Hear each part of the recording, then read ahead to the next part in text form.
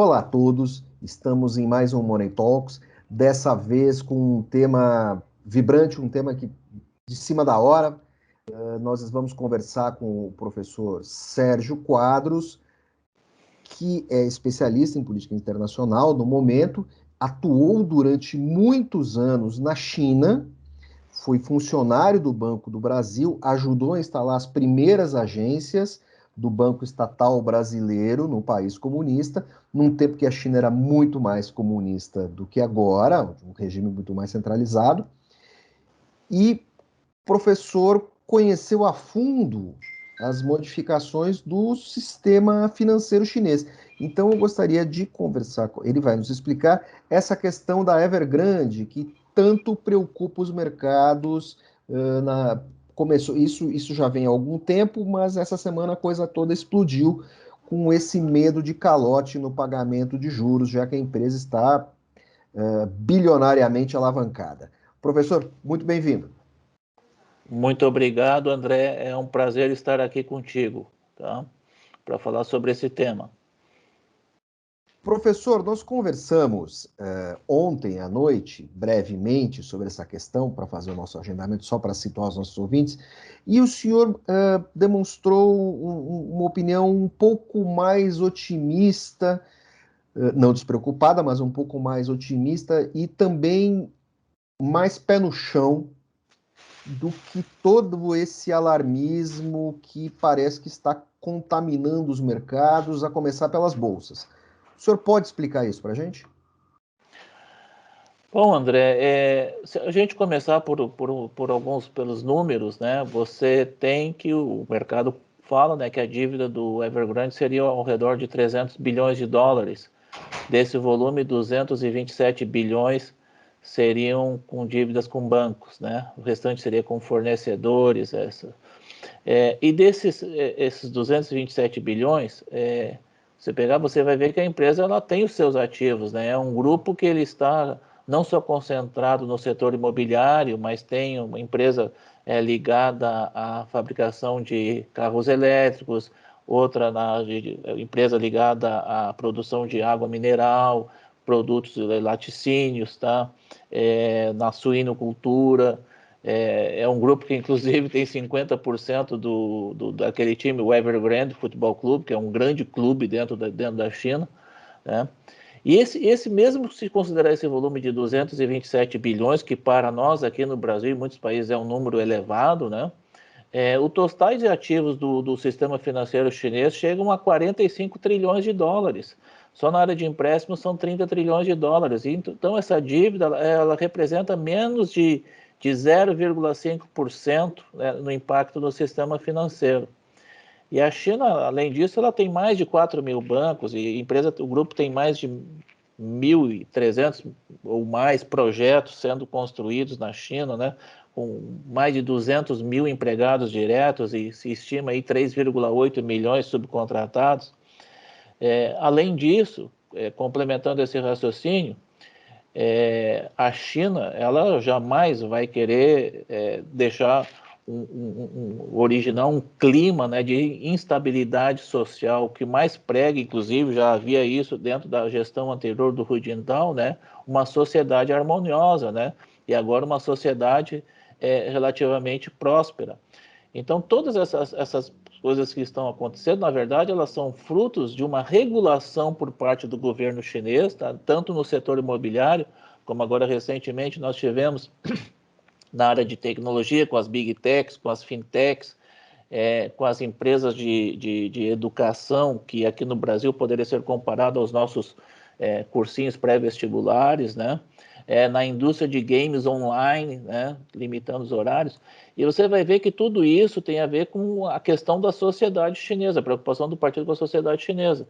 No final, as camadas mais pobres e a classe média irão sair beneficiadas desse movimento. Por que as camadas mais pobres vão ser beneficiadas? O preço dos imóveis pode cair? Sim, com certeza, porque, André, se você olhar nos últimos anos, aí você vai ver que os imóveis dobraram assim, ó, se fazer uma estatística, até 2010 para cá, dobraram, 2010, dobraram 6 vezes o valor do preço, tá? Se você pegar em 2018, 2019, vocês vão ver, 2019, você vai ver que o preço dos imóveis, em 2019, subiu acima de 10%, por uma inflação na faixa de 1 a 2% ao ano na China. Então, é um mercado muito aquecido. Por quê? Conforme a gente tinha conversado ontem, você citou, a conta capital na China, ela tem as suas restrições. Então, você tem a conta corrente, onde há as operações de comércio, né? Importação e exportação, que ela é totalmente interessante, ela é muito mais inovativa que até aqui no Brasil. Mas a conta capital, que é a entrada e saída de recursos, né, para investimentos, ela é controlada pelo governo chinês. Então, o que resta ao cidadão chinês investir? Desculpa.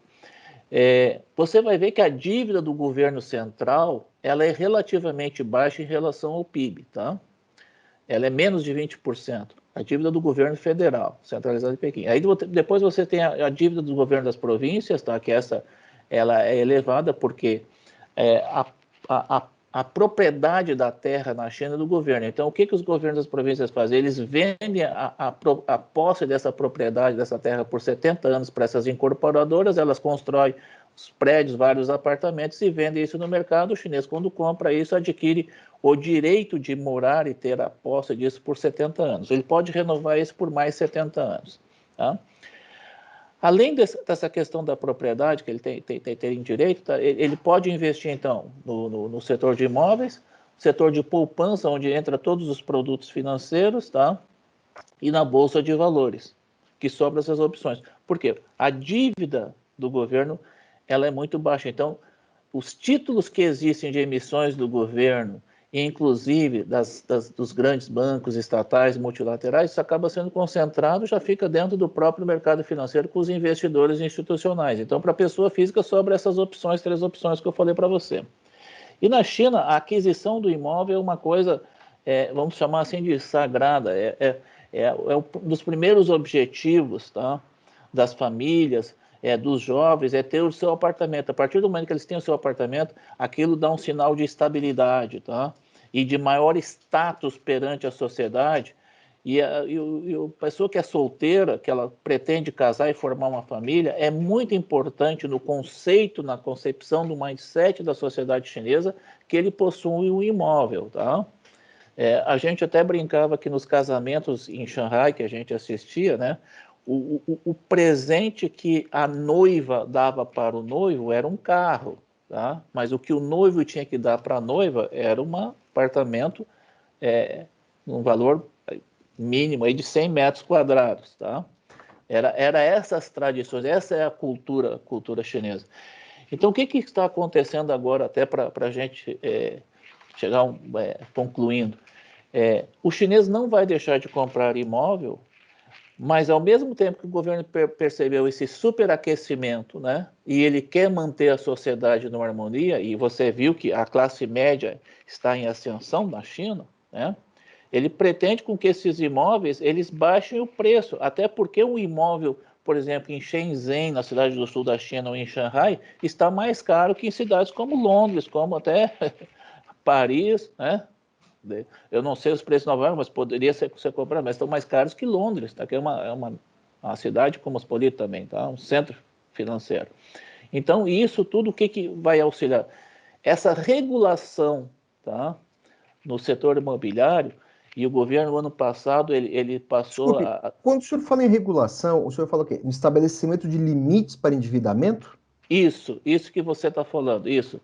Eu até ia Não é, citar não é agora. uma regulação draconiana Não, intervencionista, é uma regulação contábil, por assim dizer. exatamente. Então, assim, se você pegar o ano passado, por volta de outubro, tá, o governo divulgou o que eles chamam de Three Red Lines, né, as 3 linhas vermelhas. Então, por exemplo, são 3 tópicos que as empresas têm que ajustar o seu balanço patrimonial para ter acesso a crédito bancário. Tá?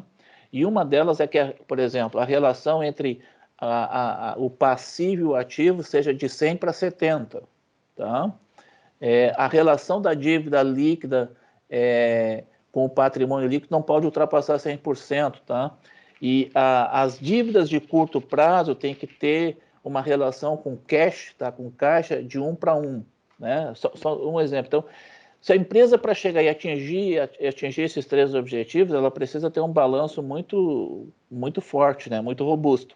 Professor, isso no Brasil não ia funcionar. Não, com certeza não. Mas por quê? Porque o mercado está aquecido. E uma das ambições do chinês é essa questão de comprar um imóvel. Então, uma forma de você regular o mercado é você diminuir a alavancagem das empresas que estão nesse setor, ou seja, elas têm que construir, elas têm que entregar, tá? Mas ao mesmo tempo em que elas vão fazendo, vendendo, vai gerando essa questão dessa demanda, e isso acaba influenciando, inclusive, no preço das commodities, tá? Isso é um Acaba, movimento anti-bolha? com certeza o objetivo é esse, tá? Professor, vamos ao fato. Desculpe se eu lhe empurro a bola de cristal. A minha está completamente descalibrada, mas eu vou jogar no seu colo. Possibilidade de falência da Evergrande ou intervenção do governo ou determinações da agência reguladora para resolver essa crise. O que pode ocorrer? Eu diria para você o seguinte, tá? Eu acho, primeiro ponto, tá? Eu acho muito difícil, tá? Acontecer um calote, tá? Vamos chamar assim, tá? Até hoje saiu uma notícia no site lá da Asia Markets, tá? Informando que o governo chinês já estaria se preparando para fazer uma reestruturação da empresa, e certamente isso será feito, tá? Separando essas atividades, preservando o caixa, e uma coisa que você pode ter certeza, tá? O cidadão chinês, esse que comprou apartamentos, ou esse que investiu em produtos de wealth management, que envolve a poupança das famílias, essas pessoas não serão prejudicadas. Os imóveis serão terminados, serão entregues, as pessoas serão ressarcidas, tá? A China jamais vai deixar isso acontecer com o cidadão chinês. Então, eu não diria que a empresa entraria num default, num calote, tá? Ela será assumida por outras empresas, talvez do ramo, por próprios governos das províncias, ou que vão administrar isso, tá?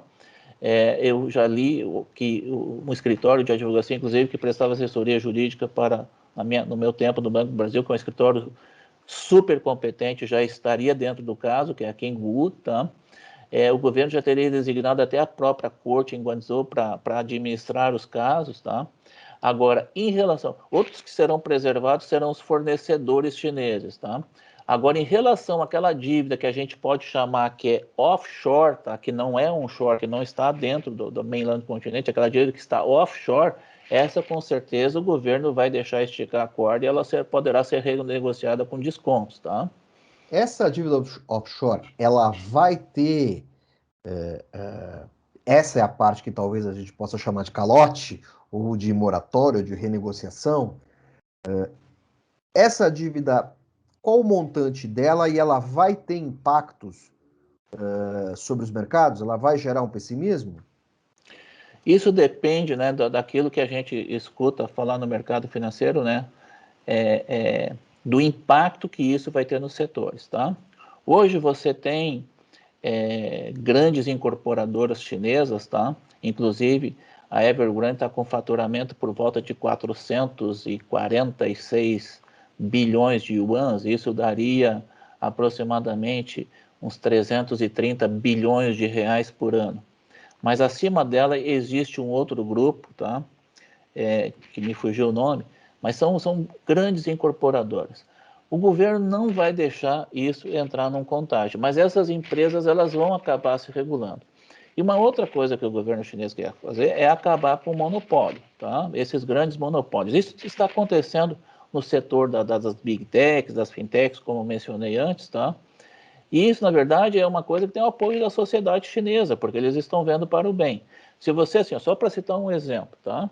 O que isso vai ocasionar? Isso com certeza vai ocasionar redução do preço dos imóveis, Consequentemente, redução do preço das commodities, como nós já estamos vendo no preço do minério de ferro, que saiu de mais de 200, chegou a 230 dólares a tonelada, já baixou para menos de 100 dólares a tonelada. Isso tem um impacto na redução da inflação da China também, tá? Porque o setor de construção civil, né, e o setor de infraestrutura, só o de construção civil, ele é responsável por mais de 15% do PIB. Então, assim, ó, o governo não vai deixar isso entrar em contágio na economia, com certeza não vai, e já saiu hoje algumas notícias positivas, como, por exemplo, tem um bonds que vence essa semana no dia 23, tá, em moeda em renminbi, que os juros serão pagos, tá? A Evergrande já anunciou que vai ser pagos. Então, assim, vai ser uma coisa muito administrada, tá? Mas eu não vejo um calote, tá? Professor, só para colocar a coisa num contexto macro, com relação à disputa entre China e Estados Unidos, esse campo geopolítico econômico, pelo que o senhor está me contando, a China também não sai perdendo nessa jogada. Não, não. A China você estava falando, né? A China tem uma história de 2.000 anos, ou mais, 5.000 anos. Se você pegar todo o período da história, a China sempre foi protagonista na economia mundial. Ela só perdeu esse protagonismo em 2 períodos, quando ela foi invadida pelos mongóis, tá, aqui. Inclusive tem o Kublai Khan, que era o neto do Gengis Khan, que foi o primeiro cara a fazer a emissão do papel moeda, o governo fazer a emissão do papel moeda, e na Guerra do Ópio, né, que ela tinha um saldo comercial extremamente positivo com os ingleses, e aí foi provocada a guerra e ela foi invadida. Para você ter uma noção, quando a dinastia Qin caiu, em 1911, 12, mais de 50 portos na China eram comandados por estrangeiros. Houve a invasão dos ingleses, franceses, japoneses. Então a China foi muito invadida. Quando terminou a Segunda Guerra, né, que eles expulsaram os japoneses, né, e houve a Guerra Civil e o Partido Comunista venceu, né, o Partido Nacionalista foi para Taiwan, né, com o Chiang Kai-shek. A China, ela viu ali a recuperação de um século de humilhação. Então, por isso que o Partido Comunista é tão admirado e tão venerado hoje na China, porque ele recuperou a autoestima chinesa, tá? Então, você tem um século disso aqui. E a China é uma economia onde as pessoas, as famílias têm uma poupança extremamente forte, elevada. O chinês, ele poupa no mínimo 30%, 40%, até 50% do salário. Então, eles têm uma poupança muito forte. O sistema financeiro da China também é altamente robusto, é uma economia. E aí você fez uma pergunta em relação aos Estados Unidos, de uma separação. A China, ela lançou um programa em 2015, que é o Made in China 2025, né? Que até 70% da tecnologia que ela precisava seria fabricada na China. E recentemente, o ano passado, o Xi Jinping lançou o programa Dual Circulation, né? Que ela tem uma menor dependência do mercado externo para abastecimento dos seus produtos, mas ao mesmo tempo o mercado externo seria dependente dela na fabricação dos produtos, tá? Então isso se chamou do Dual Circulation, isso de uma forma muito, muito simples, né? Para que seja entendida. Então ela está a caminho, por quê? Porque a China hoje ela tem um mercado, se a gente for considerar classe média, na faixa de 500, 600, 700 milhões de pessoas. Se nós pensarmos 600 milhões de pessoas, nós temos 3 Brasis na classe média. Isso é um mercado gigantesco e que, inclusive, as empresas estrangeiras querem participar. Se você vê hoje, por exemplo, as vendas da Apple na China, tá, representam 20% do total do faturamento da Apple. Várias empresas estrangeiras hoje elas querem ficar na China, não é em função só das cadeias de suprimento, né? Porque hoje a mão de obra não é mais barata na China, mas sim pelo mercado consumidor que tem lá. É o caso da Tesla, por exemplo, que foi montar uma fábrica lá. Professor, muito obrigado. Money Report conversou agora com o professor Sérgio Quadros, que não se considera um sinólogo, mas é um grande especialista em China, em mercado financeiro chinês, em geopolítica chinesa. Esteve lá, viveu lá por muito tempo, instalando o Banco do Brasil e tem um razoável, bem acima da média dos scholars, conhecimento sobre o sistema financeiro chinês. Professor, muito obrigado, foi um privilégio. Até a próxima. André, eu que te agradeço, tá? E muito obrigado, tá? E um abraço a todos que estão nos assistindo.